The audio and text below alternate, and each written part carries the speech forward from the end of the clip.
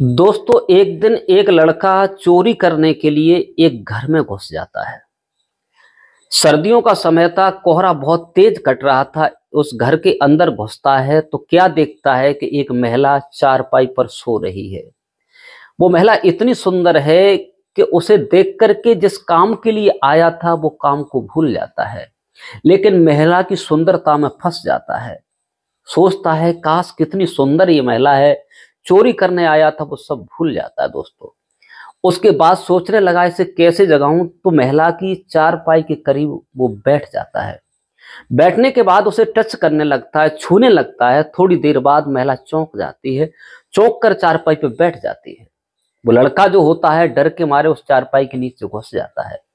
चारपाई के नीचे घुस जाता है। उसके बाद महिला चलती फिरती है, इधर उधर जाती है, जाने के बाद और फिर वो लेट जाती है। लेटने के बाद जब वो सो जाती है तो 1 घंटे के बाद क्या होता है दोस्तों, ये कहानी बड़ा ही इंटरेस्टिंग है। थोड़ा समय निकालकर कहानी अवश्य सुनिए। आखिरकार वो चोर क्या करेगा, उसके साथ क्या चोरी करेगा, क्या कुछ और करेगा। नमस्कार, प्रणाम। मैं हूं प्रेम यादव, जो सच्ची कहानी तुम्हें सुनाने जा रहा हूं। ये राजस्थान के एक जिला है, जयपुर की है दोस्तों। अगर हमारे चैनल पर नए हैं तो चैनल को सब्सक्राइब करें, वीडियो को लाइक करें, कहानी अंत तक सुने ताकि हमारा हौसला बढ़ता रहे दोस्तों। जयपुर के पास एक गांव लगता है, उस गांव की है। क्योंकि देखा होगा कि जयपुर में पहाड़ी इलाका बहुत सारा होता है। पहाड़ी इलाका था, दूर दूर घर बने होते हैं, कहीं किसी का है तो कहीं किसी का है, ऐसे घर बने होते हैं। सर्दियों का समय था। एक महिला जिसका नाम होता है रेशमा, वो रेशमा अपने चारपाई पर अकेली थी। उसका पति जो था एक ट्रक ड्राइवर था, वो गाड़ी चलाने चला जाता है।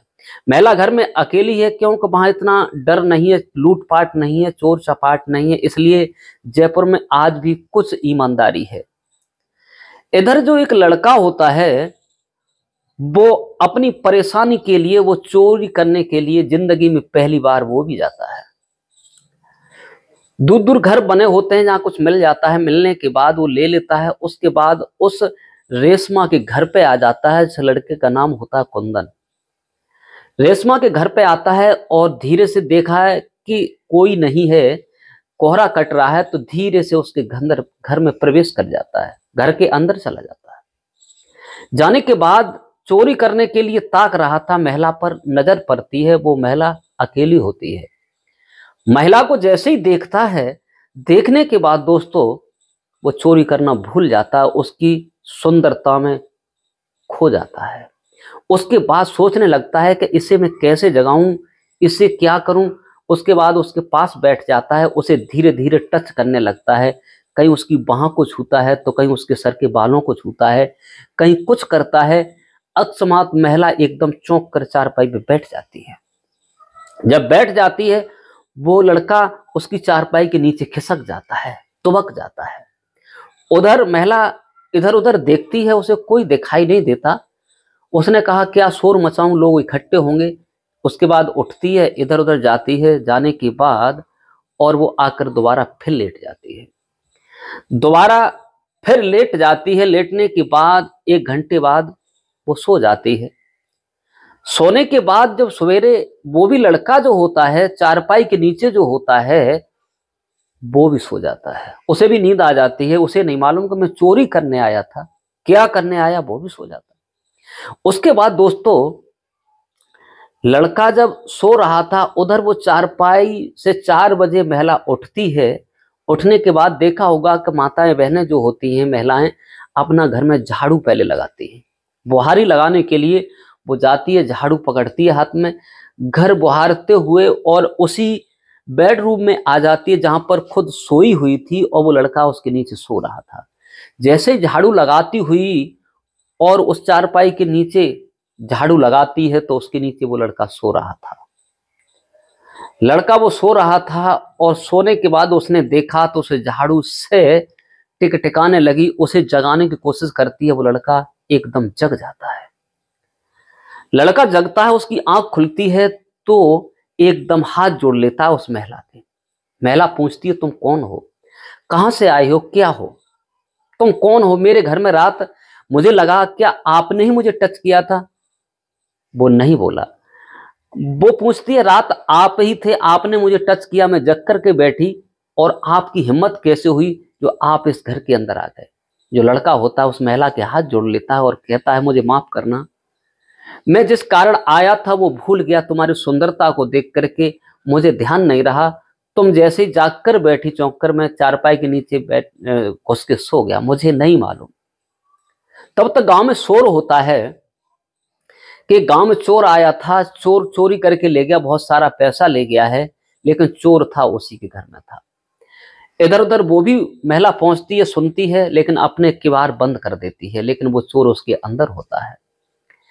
लेकिन दोस्तों, उसके बाद जो महिला होती है अपने घर पे आती है, उससे कहती है भाई आप यहाँ से चले जाओ, लोग आ जाएंगे, अगर आप पकड़े गए तो मुझे भी दोषी ठहराया जाएगा, आप इसी वक्त यहाँ से चले जाओ। वो चोर हाथ जोड़ता है, कहता है कि मुझे माफ कर दो, अगर लोगों ने पकड़ लिया तो मुझे कूट कूट के बेहरे में से मार डालेंगे, कोई बचाने वाला नहीं है, मेरे ऊपर तरस खाओ, मैं चला जाऊंगा, मुझे केवल बचा लीजिए।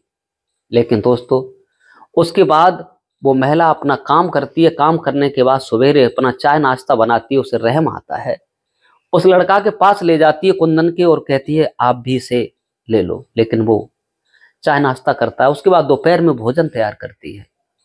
खाना जब तैयार करती है तो उसे भी खाना खिलाती है, लेकिन उसके बाद उसे उसके घर के अंदर ही रखती है, पूछती है कि तुम चोरी करने क्यों आए थे, वो कारण हमें बताइए। तो वो कहता है कि मैं सारा कारण बता दूंगा, मुझे केवल आज बचा लो। उधर लोग चारों तरफ कोई लाठी, कोई भाला, कोई कुछ लेकर के आ रहे थे। उसके घर पर पहुंचते पूछते तेरे घर में चोर तो नहीं? वो कहती है नहीं, मेरे घर पर कोई चोर नहीं है। कहा जिसके यहाँ चोरी हुई थी कि मेरा कम से कम 4 लाख का माल चला गया है। इसके बाद में दोस्तों वो लोग लौट जाते हैं। लौटने के बाद और वो महिला अपना काम करती रहती है, लेकिन जो गेट था उसका ताला डाल देती है। दोपहर में कुछ महिलाएं आती हैं, बैठती हैं, आज तू ताला क्यों बंद की है? फलाने के घर में बहुत सारी चोरी हो गई है, चोरी हो गई है, बहुत लोग परेशान हैं, पता नहीं कौन चोर आया था। तो महिला एक कहती है तुम गेट क्यों बंद किए हो, क्या बात है? तो वो कहती है कि मेरे पास कुछ नहीं, मेरा पति बाहर ट्रक चलाता है और चोरों के डर से मैंने ताला लगा रखा है, कहीं खेतों पर चली गई और कहीं चोर घुस के सामान ले गए, वैसे भी लुटेरे बहुत सारे घूम रहे हैं। महिलाओं से बहुत सारी बातें करती है, बातें करने के बाद वो वहां से चली जाती हैं। चले जाने के बाद जब शाम हो जाती है, खाना पीना खाते हैं। खाना पीना खाने के बाद 10 बज जाते हैं, कोहरा फिर से तेजी से कटने लगता है, बहुत तेज अंधियारी हो जाती है। वो रेशमा उससे पूछती है कि आखिरकार तुम रात थे मुझे टच कर रहे थे, कारण क्या था, क्यों मुझे टच करना चाहते थे? अब रेशमा जो होती है उसकी सुंदरता पर मुग्ध हो जाती है और सोचती है बहुत सुंदर लड़का है, लेकिन उससे अपने दिल की बात नहीं कह पाती। लेकिन इधर वो भी कुछ नहीं बता पाता। वो पूछती है चोरी क्यों की? तो वो कहता है कि जिंदगी में पहली बार मैं चोरी करने आया हूँ, मेरी पत्नी को रसौली हो गई है, उसके इलाज के लिए मेरे पास कुछ नहीं रहा, इसी जयपुर के हॉस्पिटल में भर्ती है, एडमिट है, और बचने की कोई गुंजाइश नहीं है, इसलिए पहली बार मैं जिंदगी में चोरी करने आया था। रेशमा कहती है कि लोग कह रहे थे कम से कम 4 लाख रुपए गया है, वो दिखाता है कि मेरे पास केवल 15,000 रुपए हैं और कुछ ये गहने हैं, और कुछ भी मेरे हाथ नहीं पल्ले पड़ा है, ये आप रख लो, अब मैं आज से चोरी नहीं करूंगा, मेरी पत्नी चाहे वो जिंदा रहे चाहे वो मर जाए। लेकिन रेशमा जो होती है उदार दिल की होती है, लेकिन उससे कुछ कह नहीं सकती। वो कहती है अगर तुम ईमानदारी अपनी दिखा रहे हो तो आज से ये चोरी करना छोड़ दो, मैं तुम्हारी कुछ मदद करना चाहती हूँ। रेशमा बहुत नेक लड़की थी, वो उसे 20,000 रुपए अपने करीब से देती है और कहती है कि आप ये ले जाओ, अपनी पत्नी का इलाज करवाना, अगर तुम ईमान संभालो, अपना ईमान तुम्हारा ठीक हो तो हमारे पैसे वापस कर देना, और नहीं हो तो कोई बात नहीं है। सवेरा होता है और उससे पहले ही वो 3 बजे के करीब उसके घर से चला जाता है। जाने के बाद जिस घर से चोरी की थी उसका माल पैसा वहीं फेंक देता है।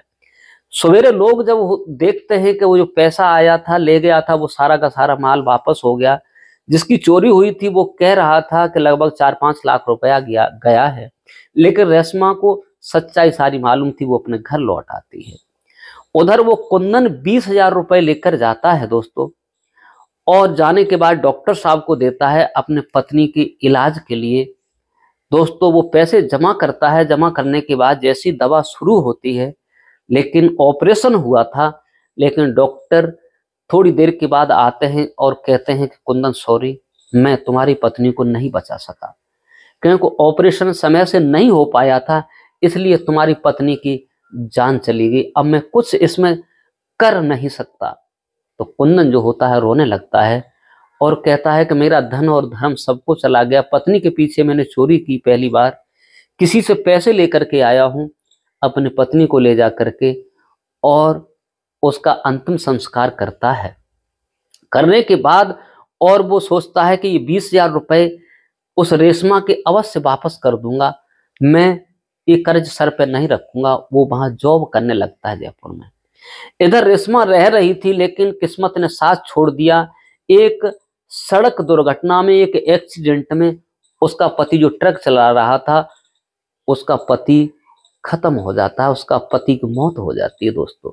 उस पर भी दुख का पहाड़ टूट पड़ता है। उसका पति खत्म होता है, उसे जब सुनने को मिलता है तो वो पछाड़े खाने लगती है। इतनी खूबसूरत महिला थी दोस्तों। उसका अंतिम संस्कार किया जाता है। पति को मरे हुए लगभग 9 महीने हो जाते हैं। रेशमा बिल्कुल अकेली हो जाती है, कोई संतान भी नहीं होती। इधर कुंदन भी विचार करता है कि पैसा इकट्ठा हो जाएगा तो एक एक पाई पाई करके उसका सारा का सारा पैसा लौटा दूंगा। इधर रेशमा जो है पति की याद करती है। एक दिन उसे सपने में वो कुंदन दिखाई देता है, तो सोचने लगती है कुंदन भी पैसे ले गया, चलो कोई बात नहीं, उसका मेरे पास आता होगा। और कुंदन भी बहुत नेक लड़का था, और उस लड़की की ज्यादा उम्र नहीं होती, रेशमा की लगभग 28 वर्ष होती है। कुंदन जो होता है लेकिन 30 साल का होता है।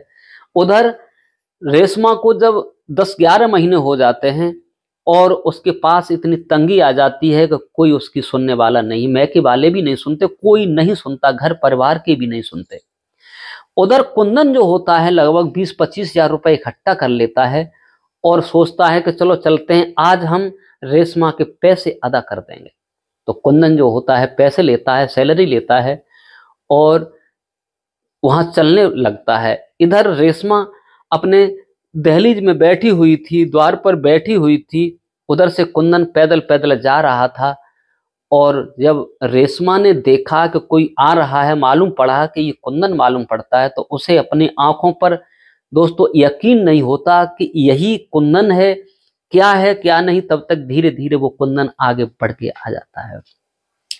आने के बाद और रेशमा को जब सफेद वस्त्रों में देखता है, विधवा वाले वस्त्रों में देखता है, तो उसके होश उड़ जाते हैं। वो आओ बैठना देती है, पानी लेकर के आती है। जेठ का महीना था, पानी पीता है, फिर पूछने लगता है रेशमा, एक बात हम तुमसे पूछना चाहते हैं। बोले कहिए। मैं आया था तब तुम्हारा स्वरूप कुछ और था, न तो तुम्हारी मांग में सिंदूर है, न क्या है ये सब, ये सफेद वस्त्र कैसे हैं। ऐसे ही सुनते ही वो रेशमा फूट फूट करके रोने लगती है। कुंदन उसे धीर बनाता है, बोले समय से कोई आगे नहीं चल पाया है, मैं समझ गया तुम्हारे पति इस दुनिया में नहीं रहे।